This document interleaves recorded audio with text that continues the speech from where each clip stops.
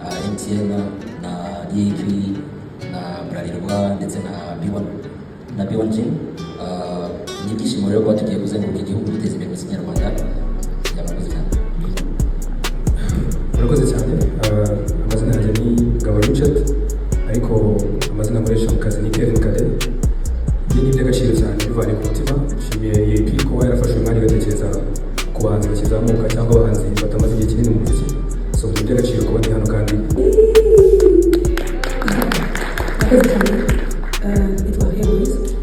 nanjye ndishimye cyane kuba ndi hano.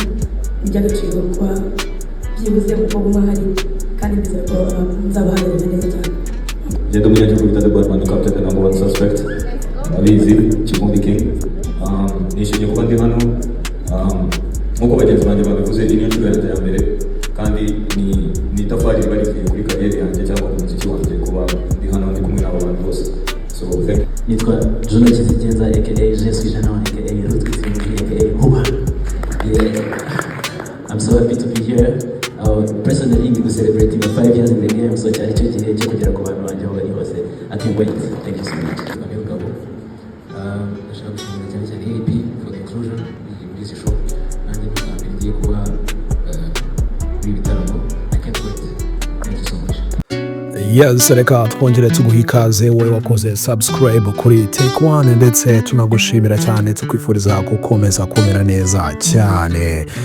Rero uyu mwanya ndagira ngo tuganire ku bitaramo bigiye gutangira kuzenguruka igihugu. Nanone ibitaramo bya Iwacu Muzika Festival. Iwacu Muzika Festival, ibitaramo bikaba bigarutse nanone kandi bikaba bigarutse mu yindi shusho, mu ishusho nshyashya. Ibi bitaramo rero bikaba ari ibitaramo bijya biba bizenguruka igihugu hirya no hino. Abahanzi bagenda basusurutsa abakunzi babo hirya no hino mu gihugu cy'u Rwanda, naho bazenguruka rero bikaba biteganyijwe ko bino bitaramo bizatangira kuva mu kwezi kwa karindwi, aribwo iyi tour igomba gutangira, ndetse ikazazenguruka hirya no hino mu mijyi igiye itandukanye ndetse n'intara zitandukanye zigize igihugu cyacu cy'u Rwanda. Ibi bitaramo rero byari bikunze kenshi na kenshi kuba bihagarariwe na Bruce Melody, ariko uyu mwaka umuhanzi mukuru uzaba uri muri ibi bitaramo akaba ari King James, akaba ariwe muhanzi mukuru uzaba uhagarariye bino bitaramo nyuma y'uko kuva 2020 kugera 2024 MTN Iwacu Muzika Festival yabaga iyobowe, ndetse urutonde rwabaga ruhagarariwe n'umuhanzi mukuru ariwe Bruce Melody. Umwaka rero akaba yahindutse, ndetse uyu mwaka hakaba harimo abahanzi bagiye batandukanye. Abahanzi rero bagiye batandukanye bazitabira Iwacu Muzika Festival. Aka kanya rero ku itariki ya 17 nk'uko mubibona, guhera ku isaha y'isa 9 tukaba twari twitabiriye press conference yabaye hano ku Intare Arena.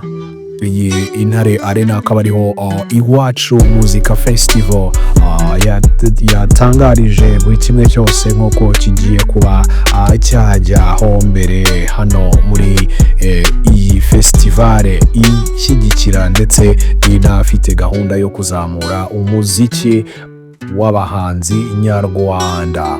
Rero Iwacu Muzika Festival ikaba yariyongereyeho abandi bahanzi bagiye batandukanye batagiye bagaragara muri zagiye zibanza, harimo nka Nengabo. Aho nawe Nengabo muramuzi cyane, n'umuhanzi ukomeye ukorera umuziki we muri Kina Music. Uyu Nengabo akaba nawe yariyongereye mu bahanzi batandukanye bagiye bashyirwa ku rutonde rw'abahanzi bagomba kuba baririmbira abafana babo hirya no hino mu ntara zose zigize u Rwanda. Nengabo gusa wiyongereyemo kuko na Ariel Ways on the way nawe azaba ari mu bahanzi bagomba gutaramira abafana be hirya no hino mu gihugu mu ntara zose zigize u Rwanda. Ntitwavuga Airways ubwo bita byoroha cyane kumva ko na Juno Kizigenza azaba hari, cyane cyane ko Juno Kizigenza nawe zitabira iserukiramuco rya Iwacu Muzika Festival, aho azaba agaragaza imiziki ndetse anaririmbira abafana be hirya no hino mu ntara zose zigize u Rwanda muri hits ze nyinshi cyane nka Mafomira, Please Me, ndetse n'izindi ndirimbo ze nyinshi cyane nka Yaraje, izindi ndirimbo ze nyinshi cyane ndetse na Away ahuriyemo na Airways. Iyi ndirimbo bakoze ikaba yaranakunzwe cyane n'abakiri bato ndetse n'abakuru. Saba gusa kuko abazitabira none Iwacu Muzika Festival hazaba hiyongereyemo Kivumbi King, akaba azwi ku ijwi ryiza cyane, ijwi riremereye rya Afrofusion. Ashobora kuba yaririmba, ashobora kuba yaririmba Afrobeat, ashobora kuba yaririmba dancehall, aho ashobora kuba yaririmba hip hop, cyane cyane ko nayo abantu benshi buriya bamuzimo. Kivumbi yatangiye ari umusizi, nyuma yo kuba umusizi aza gutangira gufata ibisigo bye abikoramo indirimbo ziraryoha cyane, ziryohera abantu benshi cyane, uburyo ki avanga ururimi rw'icyongereza ndetse n'ikinyarwanda bikaba ibintu byiza ndetse biryoshye. Abahanzi nabo bizitabira hazaba harimo Riderman Zo, akaba ari umwe mu bami bakomeye cyane b'injyana hip hop hano mu Rwanda, akaba nawe azaba yitabiriye. Tutibagiwe Kevin Kadey ufite impano mu by'ukuri iri kugenda itanga icyizere, kuko uyu mwaka yaranakoze cyane, ajya akora indirimbo nyinshi zitandukanye, yakoze Sikosa, yakoze indirimbo nyinshi cyane zigiye zitandukanye zamufashije mu by'ukuri kuba nawe iyi stage yarayikwiriye, akaba yarakwiye kuba yanyura imbere y'abafana bagiye batandukanye hirya no hino mu gihugu, agaragaza impano ye ndetse abaririmbira indirimbo z'amahit zigiye zitandukanye, aho yagiye akora indirimbo zakunzwe n'abatari bake, cyane urubyiruko. Rero Iwacu Muzika Festival akenshi yajyaga ishinjwa ko abahanzi bagiye batandukanye ko bari barafashemo ikibanza, ko bagiye bafata mu mwanya uhoraho, ariko Iwacu Muzika Festival yafashe umwanya nayo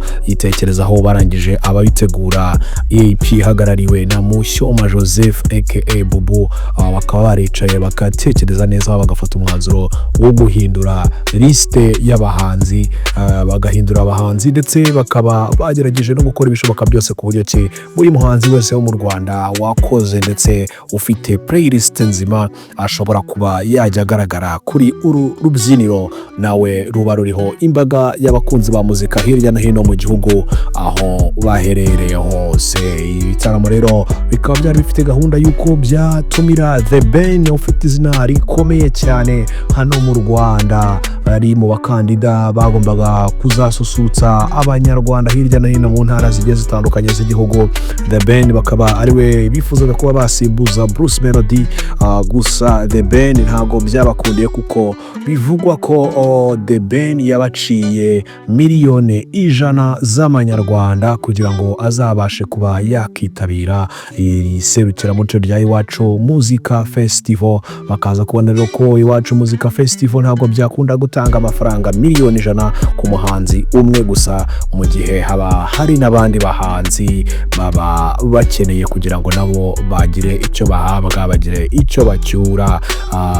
Ndetse ibyo ngibyo bivuga ko nanone umuhanzi Bruce Melody ushingiye ku gikundiro afite ndetse na buri kimwe cyose yagiye akora muri iri serukiramuco, yaje kuvuga ko nawe iyi sama adashobora kuba yaboneka.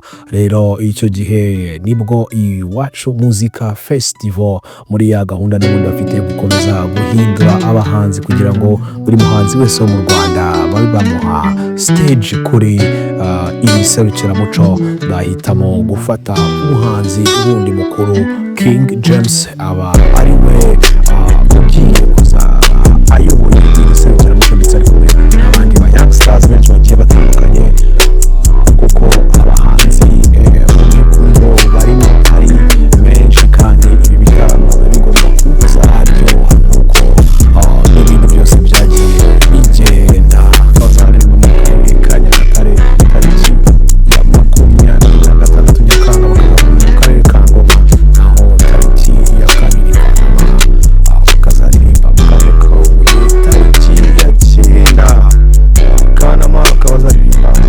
iserukiramuco ryagiye rikora ndetse ritanga icyizere, ryagiye rigaragaza ko mu by'ukuri ari iserukiramuco riba rikenewe cyane kandi rizira igihe muri iyi minsi y'impeshyi, kuko ubwashize iserukiramuco ryagiye rivangirwa n'ibihe by'imvura byagiye bituma abahanzi bamwe na bamwe batagaragaza ibihangano byabo ndetse abaturage bagataha bamwe batanezerewe bitewe n'uburyo ki bari biteguye abahanzi, nk'aho byabaye mu karere ka Bugesera ubwo umuhanzi Bruce Melody yatahaga ataririmbiye abitabiriye iki gitaramo, abari baje imbaga nini yose yiteguye kuba yareba uyu muhanzi agataha icyo gihe ataririmbye bitewe n'imvura ndetse n'inkuba nyinshi zari zihari icyo gihe. Bakaba rero barafashe umwanzuro bavuga ati none iki nicyo gihe rero kugira ngo Iwacu Muzika Festival igiba mu bihe by'impeshyi, ubu ikaba izatangira mu kwezi kwa karindwi, muri uku kwezi kwa karindwi kandi akaba ari nabwo dutegereje ya ndirimbo ya Bruce Melody ndetse na Diamond Platnumz. Ariko nyuma y'iyo ndirimbo twumvishe ko umuhanzi The Ben nawe afite indirimbo agomba kuzasohora, ariko iyo ndirimbo ikaba atari ye, ikaba ari iya Diamond Platnumz. Reka rero dukomeze tubifurize kugubwa neza ndetse tunabifuriza kuzaryoherwa n'ibyo bitaramo bya Iwacu Muzika Festival aho muherereye hose. Mukomeze mugire umunsi mwiza, kanda subscribe rero, share, like na comment kugira ngo tujye turushaho kwibanira gatanu kuri gatanu.